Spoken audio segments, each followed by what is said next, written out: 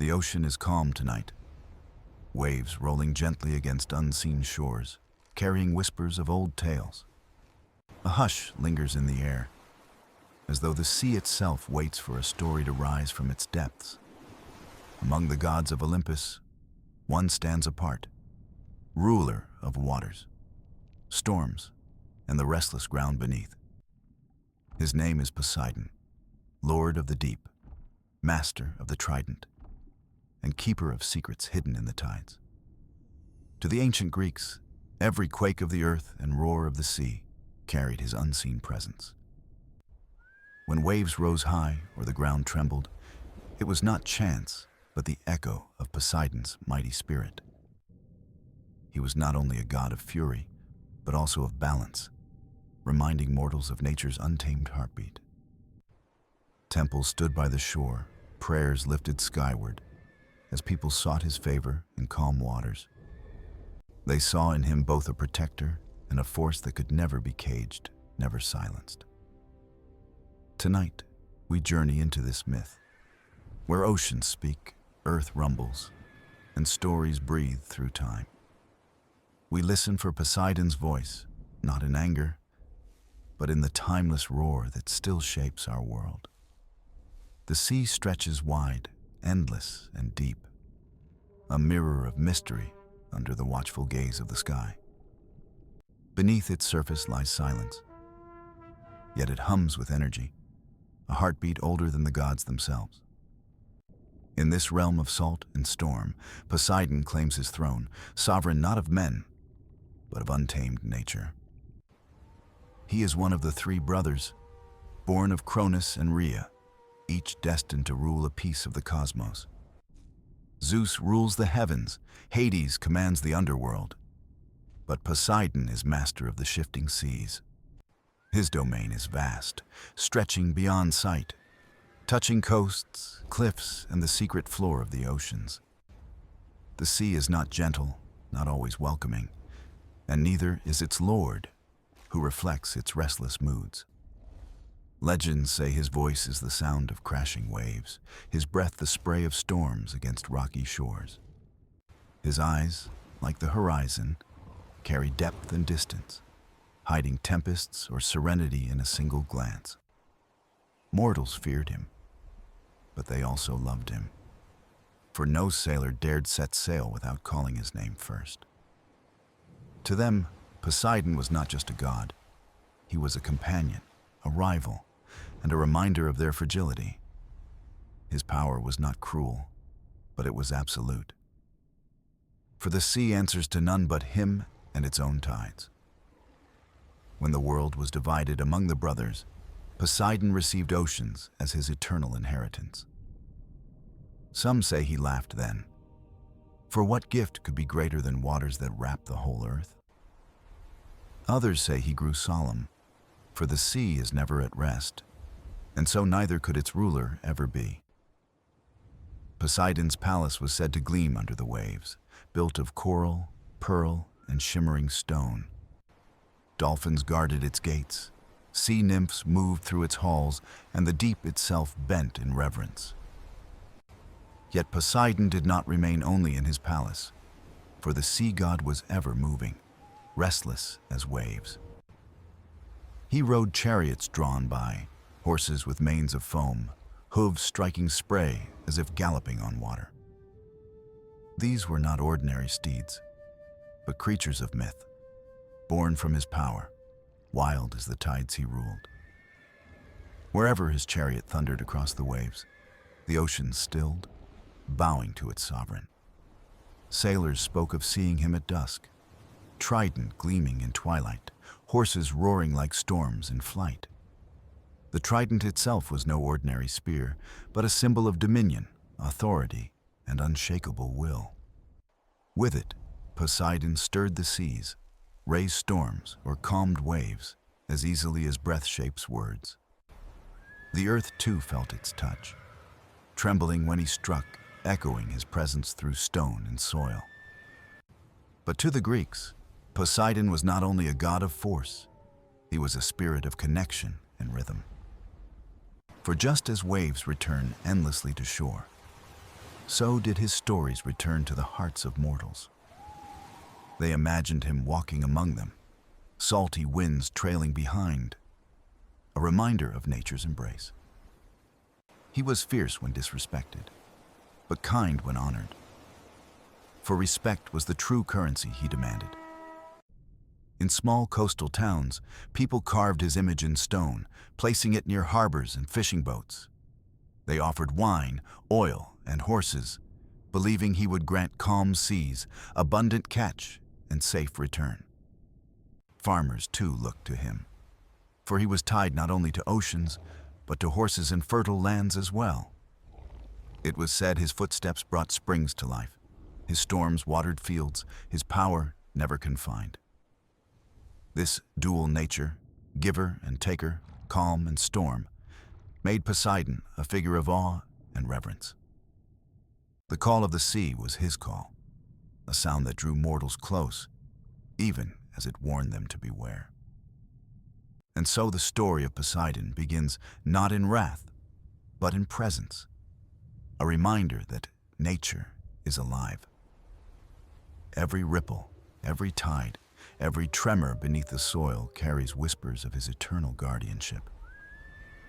He is not far away in myth, but close in every wave that touches the shore and returns once more. Through him, the Greeks gave voice to the sea, and through their voices, his legend roars still today. The trident gleams in every story told of Poseidon, a mark of power shaped by the hands of the Cyclopes. Forged in fire, cooled in ocean spray, it was more than a weapon. It was the god's voice upon the world. Its three prongs shimmered like sunlight across waves, symbols of dominion over sea, earth, and storm. To hold it was to hold balance, for with a single gesture the sea could rage or fall into quiet calm. The Greeks saw the trident as the heartbeat of Poseidon's rule, his authority carried in every stroke. Legends spoke of him lifting it high, the sea bowing, the ground trembling, the winds stilled in awe. But not all tremors were fearsome. Some were gentle, reminding mortals of his presence watching nearby. The trident could strike rock and summon springs, its touch pulling fresh water from the dry earth. In fields, farmers honored him, for water meant life, and his gift brought fertility and abundance. By the coasts, fishermen prayed for calm tides, trusting the trident to steady the waves at sunrise. It was not always about force. Often, it was guidance, a rhythm that tied mortals to their natural world. Stories told of sailors lost at sea who followed glowing waves that traced the shape of the trident. They believed Poseidon marked their path, not to punish, but to guide them safely to distant shores. Even horses, his sacred creatures, bore the echo of its shape in their galloping strides upon the earth. The trident became a bridge between realms, a symbol uniting land, ocean, and the spirit of mankind. Unlike Zeus with his thunderbolt, Poseidon's trident spoke with subtler strength, deeper and enduring. It reminded all that the sea's true power was not destruction, but persistence, endless and unbroken. When the earth shook beneath their feet, mortals whispered, "Poseidon has touched the ground with his prong." When waves rose high, they said, "The god has stirred the waters, and the trident dances in the deep." But just as quickly as it raised storms, the trident could restore stillness, silence falling like a blessing. Children learned of it in lullabies, the trident drawing safe harbors in the dreams of restless nights. Poets praised it as the key to mysteries, unlocking the secret bond between gods, nature, and humanity. Temples carved its shape into stone, a constant reminder of Poseidon's reach across all living things. For those who gazed upon the sea, the trident was never far, hidden in foam, wind, and trembling earth.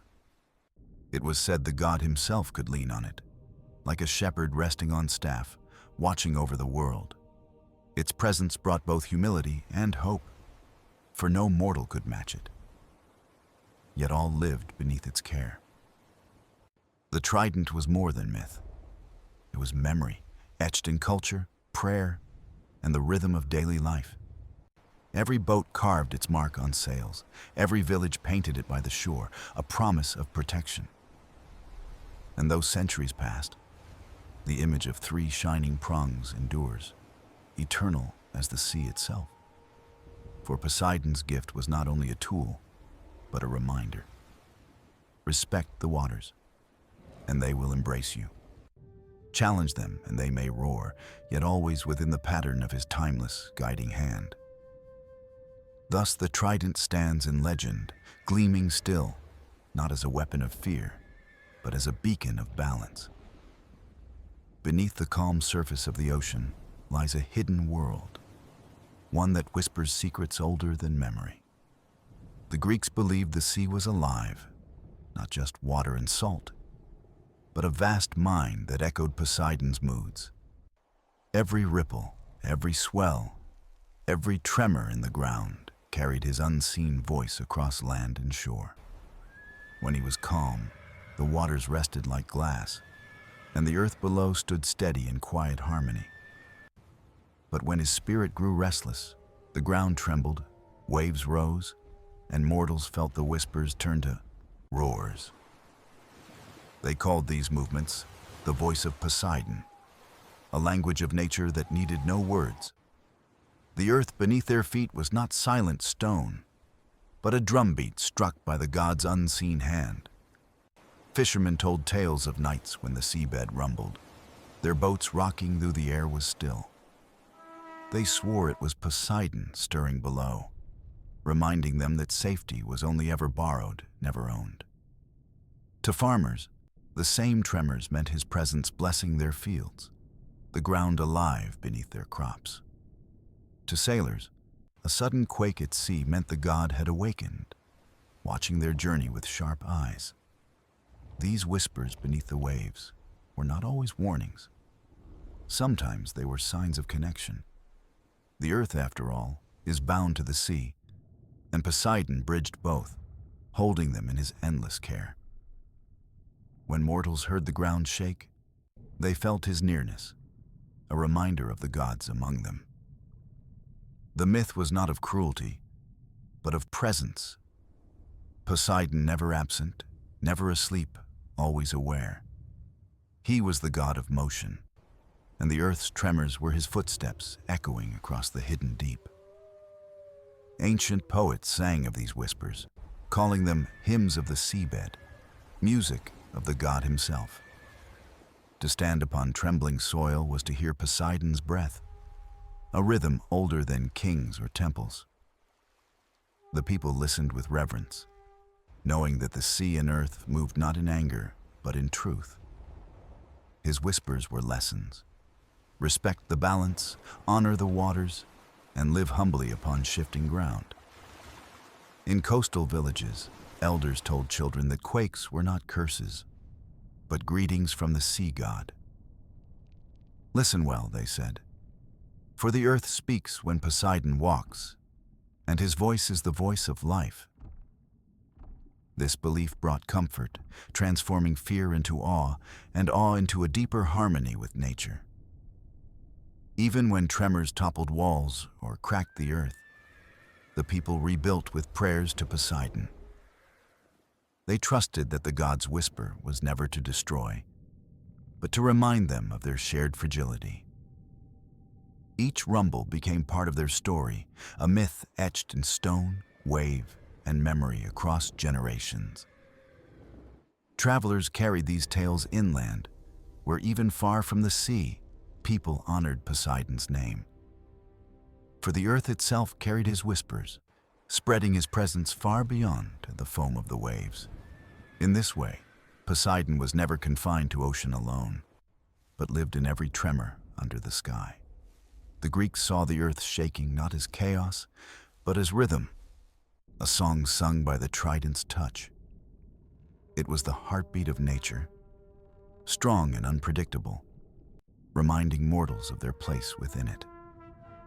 Thus, the whispers beneath the waves were not fearsome to those who understood their meaning. They were threads of connection, tying mortals to gods, land to sea, silence to song.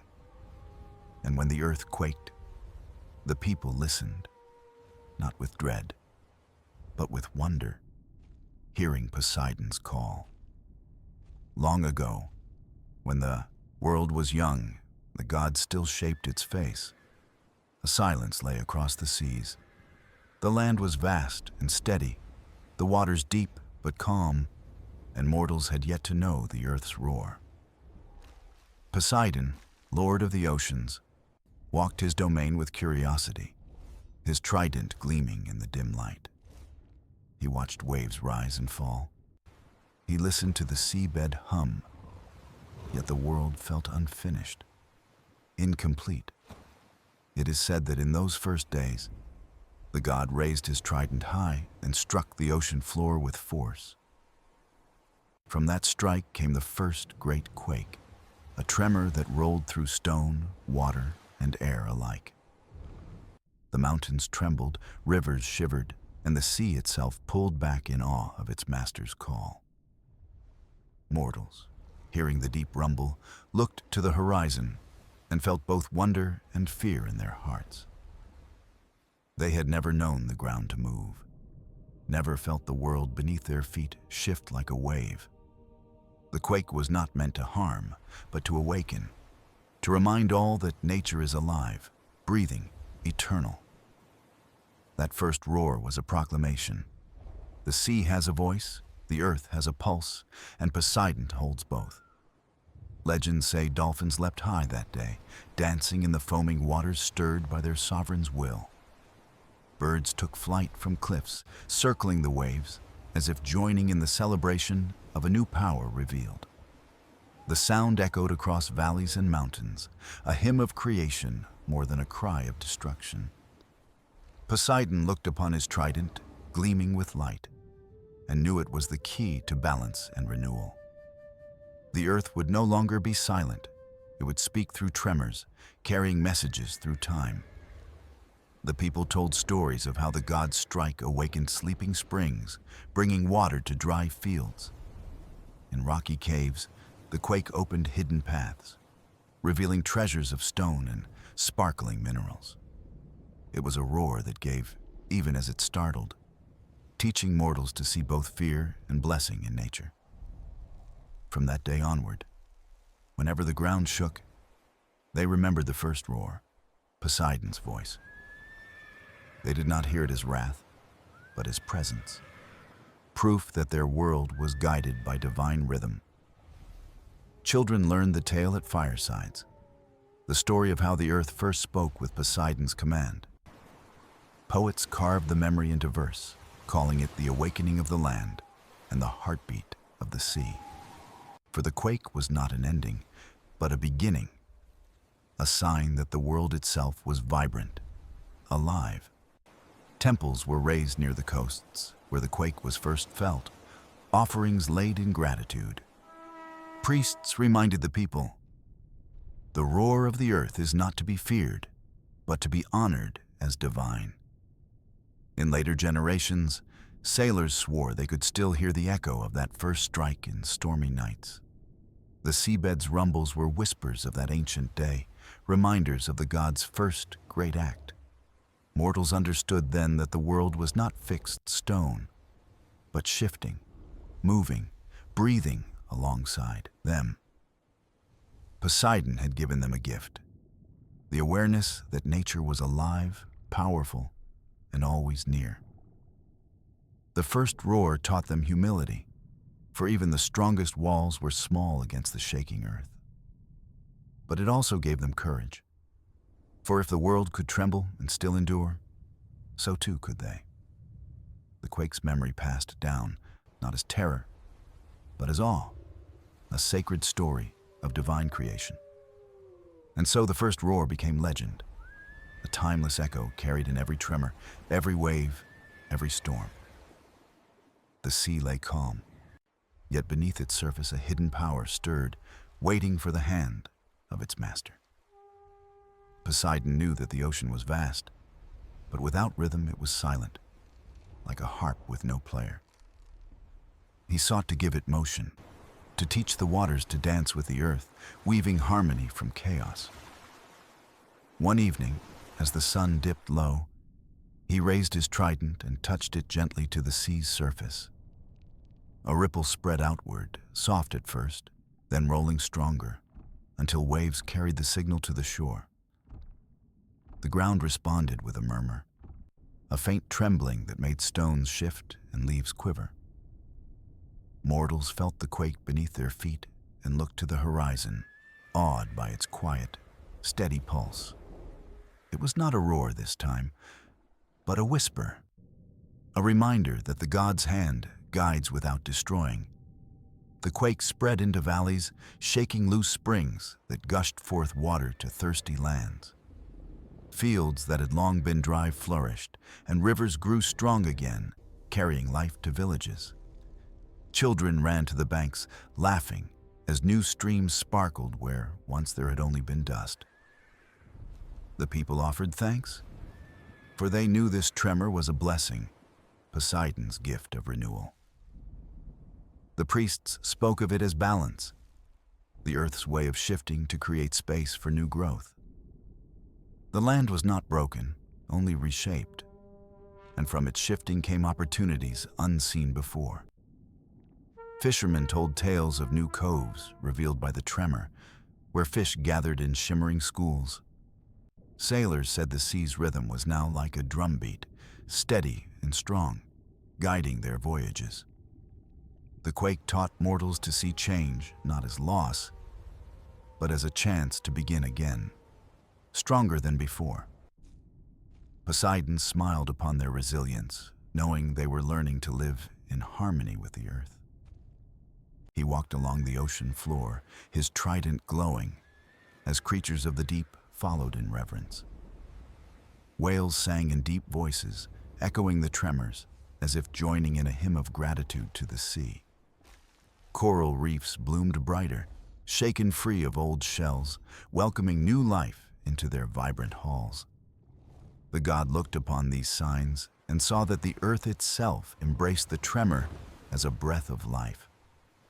Mountains, too, seemed to listen, their slopes whispering as streams carved fresh paths down their sides. Villagers built small shrines on the hills, placing shells and stones as tokens of their gratitude. They prayed not for silence, but for balance, asking that the earth's voice remain steady and kind. The elders reminded the young that every tremor carries a story, a reminder of divine presence. They called it the gentle roar, softer than the first, a sign of Poseidon's guidance in quiet ways. At night, fires burned on the shores, and songs rose that told of the sea's whisper and the earth's reply. The tremor was no longer strange. It was a companion, a rhythm in the dance of life itself. Travelers carried the tale to distant lands, where it was told with reverence and woven into myth. Each retelling spoke of the balance between land and sea, the god's hand shaping without harm. Poets called it the lesson of patience, the wisdom of listening to what the world seeks to say. And so the second great quake was remembered, not as terror, but as a quiet hymn of creation. It was proof that power need not destroy. It could also guide, nurture, and give birth to abundance. From that day, mortals looked upon the earth with new eyes, seeing tremors as the heart's quiet beat. Poseidon had given them not only water and life, but wisdom, a truth carried in the earth's whispers. And thus the gentle roar became legend, sung in verses carried by waves and remembered for all time. Beneath the endless blue, the world was still shifting, and Poseidon walked its depths with steady grace. The trident in his hand was more than a weapon. It was a key unlocking secrets hidden in stone and tide. He felt the ocean's breath, the slow rhythm of currents, and knew the earth was ready for another voice. This time, the quake would not be gentle or small, but vast, meant to awaken the courage of mortals. He struck the seabed once more, and the ocean stirred, a pulse rushing outward like a heartbeat of gods. The ground shuddered, cliffs quivered, and the waters swelled, not to destroy, but to remind of power. Mortals clung to the earth as it rumbled, yet in their fear they also felt wonder, awe, and reverence. Fires flickered in their hearths, cups rattled, but no walls fell. For this was a quake of spirit, not ruin. They gathered in the open fields, eyes lifted, whispering prayers that carried on the trembling wind. The quake rolled through the land like a song, its verses written in stone, sea, and mortal breath. From hidden caves, birds burst forth, circling high as if called by the earth to witness its new hymn. Trees swayed as roots loosened, making way for new growth, a forest renewing itself through gentle force. Streams carved fresh paths down the mountains, singing with silver voices as they met the open rivers. Fishermen at sea felt their boats rock, but instead of fear, they raised oars and sang songs of courage. They believed the quake was Poseidon's way of blessing them, a promise of strength for their journeys.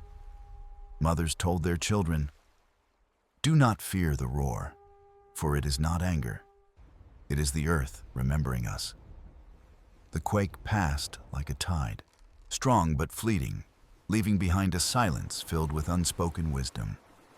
When it ended, the people found no ruin, but new springs, new paths, and land shaped with subtle care.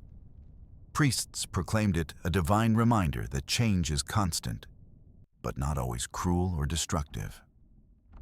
They said the god was teaching them that to endure is to adapt, and to adapt is to live in harmony. In temples, incense rose and seashells were laid at altars, offerings to honor Poseidon's guidance. The bards wove songs of the quake, calling it the third roar, the moment the world truly found its rhythm. Their verses spread from coast to coast, telling of the sea's pulse and the god who held its key. Travelers carried the tale across mountains and plains, where new listeners sat in awe of its message.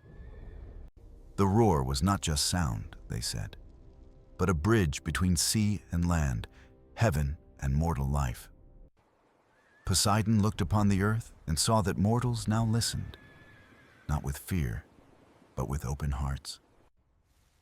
He knew the tremors had become more than force, they had become language, woven into their stories. In dreams, some said they heard the seas whisper, the promise that the god would always walk with them. Farmers rising at dawn found their fields richer, for the tremor had loosened soil and nourished roots. Children played near new streams, their laughter echoing like an answer to the earth's deep voice. The quake had become more than memory. It was a living rhythm carried in every wave and stone. Poseidon, in his wisdom, did not strike again, for he knew the message had already taken root. The people learned to see tremors not as punishment, but as part of the breath of the living world. And so the third roar was remembered not as terror, but as a call to courage, strength, and renewal. It was sung in halls, whispered in caves, carved into stone, a legend etched into the heart of time. The sun rose golden over the sea, and the waves glistened as if carrying secrets in their silver crests. Poseidon stood at the horizon, his trident glowing softly, a beacon to both mortals and the earth below. He knew that tremors had become a language, but now he wished to shape them into lessons of unity. The gods watched from above, curious to see how the Sea Lord would bind land, water, and mortals. With a deep breath, Poseidon struck the seabed, not with fury, but with intent, calling forth harmony. The quake rolled gently at first, then grew steady, a rhythm like a drumbeat echoing through the land. It reached the mountains, the rivers, the valleys, weaving them together in one sweeping chorus of sound. Mortals felt the pulse beneath their feet and sensed it was not random. It carried order, a divine pattern. Farmers in their fields looked at one another, realizing the tremor matched the beat of their own hearts. Sailors on their ships tapped their oars to the rhythm, singing songs that blended with the quake's voice. Children clapped their hands in time, laughing, as if playing with the heartbeat of the living earth. The people did not fear. They joined in, and for the first time, they felt one with the sea and the soil. Priests declared that Poseidon was teaching them music, a song that bound life together across worlds. They said the quake was not just power, it was harmony, a reminder that unity is strength everlasting. The tremor carved rivers that flowed toward villages, linking communities long divided by dry land. Bridges of stone cracked open in cliffs, creating new paths where traders could walk and meet as one. The quake's rhythm traveled far, and with it spread a new age of connection, trust, and shared destiny. Mortals realized that the god was showing them that no person or place stands alone in this world.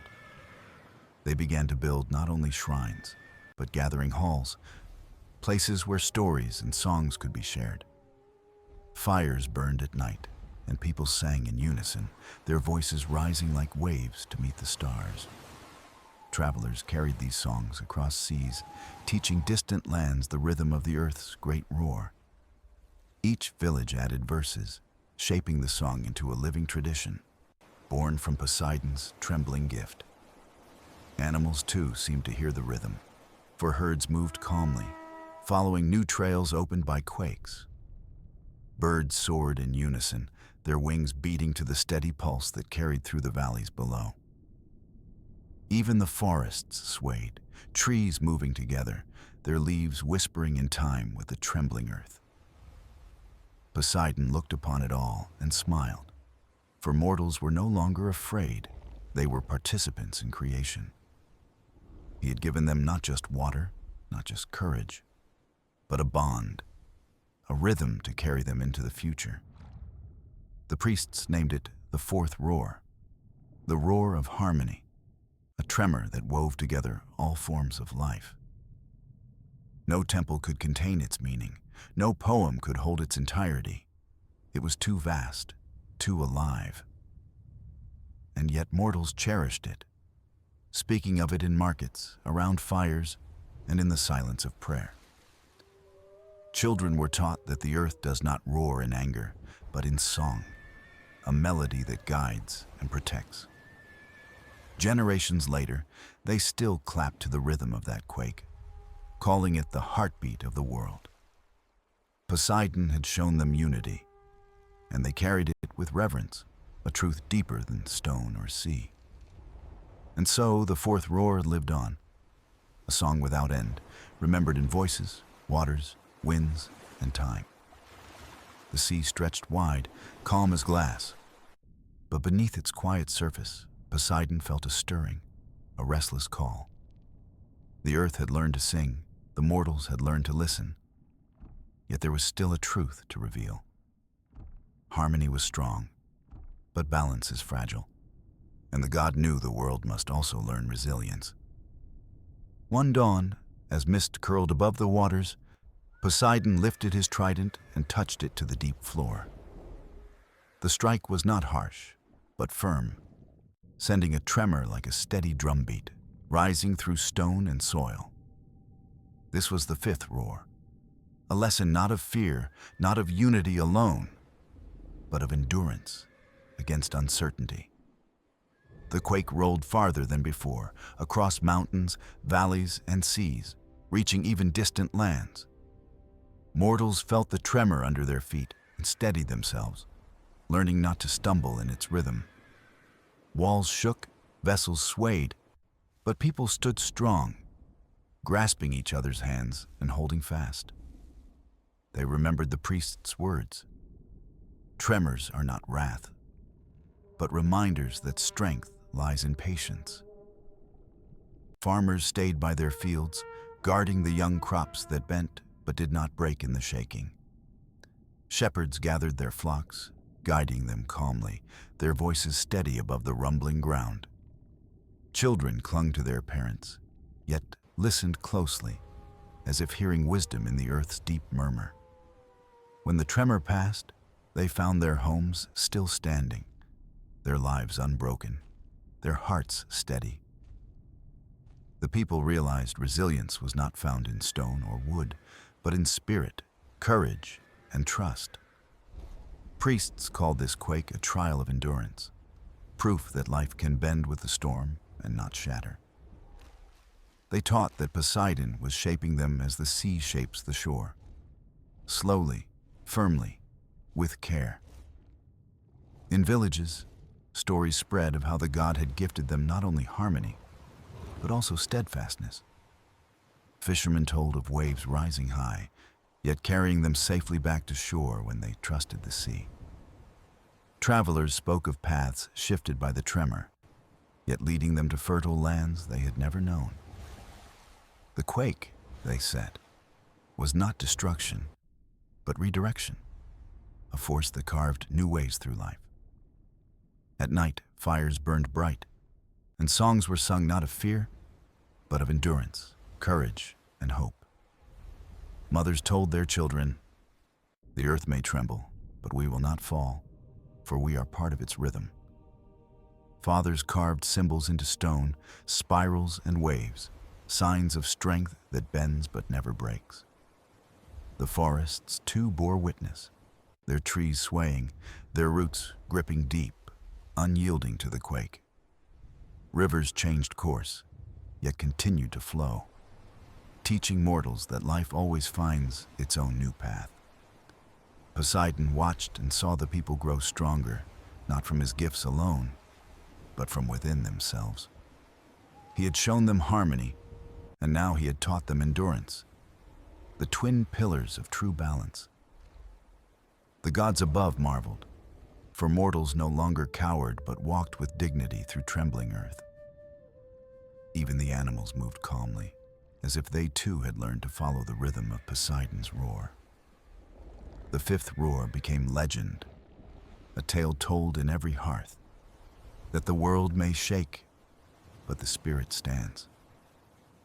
It was remembered as the quake of resilience, the day mortals learned they were as unyielding as stone. Generations passed, yet the story endured, shaping hearts to face storms, tremors, and trials alike. And so Poseidon's voice was carried forward, not only in waves and quakes, but in the strength of mortals. The fifth roar lived on, etched into memory, a song of endurance carried through time without end. The horizon shimmered with dawn, and the sea stretched wide as if waiting for Poseidon's voice once more. The god stood in silence, hearing the whispers of waves and the steady pulse of the living earth below. He had given mortals harmony and resilience, yet there remained a deeper lesson to guide their path. Balance was not only to endure, but to respect, to treat the gifts of land and sea with reverent care. Poseidon lifted his trident high, its tips glowing with the light of the sun, and struck the ocean floor. The quake rose slow and deep, not violent, but steady, carrying the weight of wisdom through the soil. This was the sixth roar, a tremor that spoke of respect, a call to honor the forces that shaped their lives. The earth rumbled like a warning, yet also like a reminder, gentle but firm, as a parent to a child. Mortals paused their labor, their games, their journeys, and listened to the voice beneath their feet. They felt the message. The land and sea are not possessions, but kin to be cherished, not exploited. Priests declared the quake a sacred teaching, urging all to remember that gifts can fade if misused. Farmers bowed to their fields, understanding the soil is generous, yet demands care, not greed. Fishermen placed offerings on the waves, thanking the sea for its bounty, vowing to take only in need. Children learned new songs of gratitude, their voices bright as they sang of rivers, forests, and sky. The tremors shaped rivers into gentler bends, reminding all that even power can move with grace. Mountains echoed softly, their peaks humming as if repeating Poseidon's lesson to every valley below.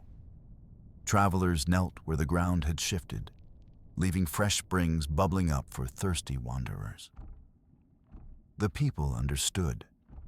Life was not to conquer, but to walk beside, sharing in balance with creation.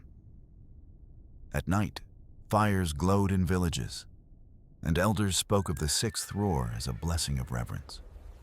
They told stories of the earth as a living being, with breath, heart, and memory as deep as the seas. The quake became a symbol, not of fear, but of responsibility, a reminder that all is woven together. Forests swayed gently in the breeze, animals roaming calmly, as though nature itself bowed in chorus. Birds flew in graceful arcs, wings beating in time with the steady rhythm that rolled beneath the earth. Even the rivers sparkled under starlight, their waters flowing in harmony with Poseidon's message. Mortals began planting trees where forests had thinned, offering shade and roots to heal the soil. They built wells beside springs, but left gifts of grain and flowers, honoring the earth's generosity. Every act of care became a prayer, every gesture of gratitude a verse in the living hymn of respect. Poseidon watched with quiet pride, seeing mortals treat his gifts not as tools, but as sacred trust. The gods above nodded in agreement, for the sixth roar had planted wisdom deeper than stone. Children grew with the lesson in their hearts, learning to live not above nature, but within its song. The quake was remembered not as thunder, but as a whisper, steady and enduring through time. Generations passed, and the sixth roar remained a story of gratitude, respect, and living balance. It became a way of life, guiding mortals to honor land, sea, and sky as partners in their journey. Poseidon's voice had spoken again, and the world grew gentler, wiser, more mindful with every step. The sixth roar lived on, etched in memory, a call to reverence that echoed through eternity's song. The sea shimmered with silver light, and Poseidon felt the weight of silence resting heavy on the waves. He had given mortals harmony, resilience, and reverence. Yet one truth remained to complete their path. Balance was not only to endure or respect, but also to share, to extend care beyond one's own circle. The god knew mortals thrived in their villages, yet many still feared strangers, dividing land with suspicion. So at dawn, Poseidon raised his trident and touched the seabed, summoning a tremor, soft yet unyielding. The quake spread gently, weaving through valleys and mountains, linking distant lands with hidden paths. This was the seventh roar, a call to fellowship, a message that no community could stand alone forever. Mortals felt the rhythm underfoot and found it carried not warning, but invitation, a pulse of kinship. Walls cracked open not to destroy, but to reveal, uncovering roads long buried between neighboring lands. Villages once apart now stood connected, their people meeting with awe and cautious curiosity. Priests declared that Poseidon was guiding them toward unity beyond their families and towns. Farmers traded seeds across the new paths, learning new harvests born from shared earth and effort. Fishermen sailed further, welcomed at new shores, where strangers greeted them as kin of the same sea. Children laughed together, playing in fields where borders had dissolved into open roads of song. The quake had not shaken homes apart, but had bound them closer in the spirit of friendship and trust. Stories spread of the seventh roar as the quake of fellowship, a tremor that built bridges, not walls. At night, fires burned bright, and people from distant lands shared tales, food, and songs by the flame. Languages blended in laughter, and even silence felt whole, a peace beyond words or divisions. The gods above marveled, for Poseidon had not only given mortals strength, but also hearts to share it. Rivers carved by the quake carried boats between towns, opening lifelines of trade and kinship. Forests thinned into paths, yet still grew tall, as though nature itself approved of this gentle joining. Birds flew in flocks that crossed once isolated lands, as if to show the joy of moving without fear. The people learned that fellowship was not loss, but abundance, for sharing gave back more than it took. Poseidon watched proudly as mortals sat side by side, seeing not difference but reflection in each other. He had given them a roar, not of fear, not of survival, but of unity, the true heartbeat of a vast world.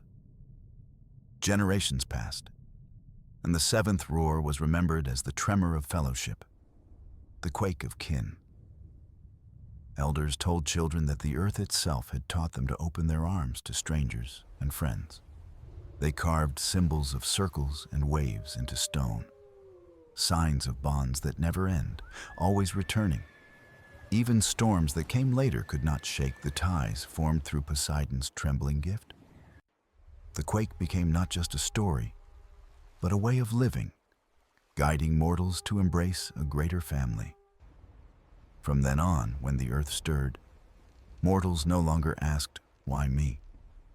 but "Who walks beside me?" Poseidon's voice echoed through time, reminding all that the sea and land hold no boundaries of kinship. The seventh roar lived on, eternal in memory, a song of fellowship carried across earth and sea alike. The sea lay quiet beneath the stars, and the moon cast silver upon the waves like threads of woven time. Poseidon stood at the horizon, his trident steady, his gaze resting on the lands that stretched beyond. He had given mortals 7 roars, each a gift, each a lesson, shaping their hearts, their homes, their world. Harmony, resilience, reverence, and fellowship had taken root in their lives, growing stronger with each age. No longer did mortals cower at the tremble of the earth or fear the roar of the restless sea's embrace. They understood now that quakes were not curses, but voices, echoes of the world teaching them balance. The god felt pride as he watched fires burning bright in villages, voices raised in songs of unity and care. Children clapped to rhythms born of quakes. Elders told tales of the roars that carried wisdom through time. Every shore bore shrines not of fear, but of gratitude, where offerings were left in thanks for sea and land. Mortals had learned to walk gently upon the earth, to take with respect, and to give back with love. Poseidon raised his trident one last time, not to summon a tremor, but to bless the world he guarded. The sea stirred, calm waves rising in shimmering arcs, carrying his silent vow across oceans and shores. This was not a roar, but a whisper, a final promise that his presence would always echo through the earth. Priests spoke of this night as the 8th voice, not a quake, but a blessing, a seal upon all the lessons. They declared that Poseidon had not only taught, but entrusted mortals with the guardianship of balance. And so the people lived with the sea as kin, the land as mother, the sky as guide, and the earth as friend. Generations passed, yet the stories endured, spoken around fires, written in stone, carried in song. Children grew hearing of the 7 roars, knowing that each tremor was a heartbeat of the living world. Sailors sang on long voyages, their voices steady with trust that the sea was not enemy, but companion. Farmers planted with reverence, whispering thanks to the soil that fed them through storm and sun. Villages shared bread with travelers, remembering the roar that had broken walls to build fellowship. Forests grew tall once more, their roots deep, their branches wide, echoing the strength of resilience. Rivers curved gently through valleys, flowing with harmony, carrying life to all who dwelled nearby. Birds soared freely, beasts roamed calmly, and nature moved with mortals in rhythm, not in opposition. Poseidon's voice became more than story. It was rhythm in the earth, the song beneath every step. When quakes came, the people did not cry in fear but listened, hearing guidance in the shifting soil. They spoke softly, saying, "The earth remembers us, the sea carries us, and we are never alone." The gods above smiled, seeing mortals not as fragile, but as strong, shaped by wisdom, not by fear. Poseidon turned back toward the endless sea, his duty fulfilled, his heart steady as the tides return. He knew the roars would echo long after his silence, living in the bonds between earth and its children. The stars glowed brighter, as if honoring the god of the sea and the people who had embraced his voice. Thus ended the tale of Poseidon's roars, not with thunder, but with peace, harmony, and eternal song.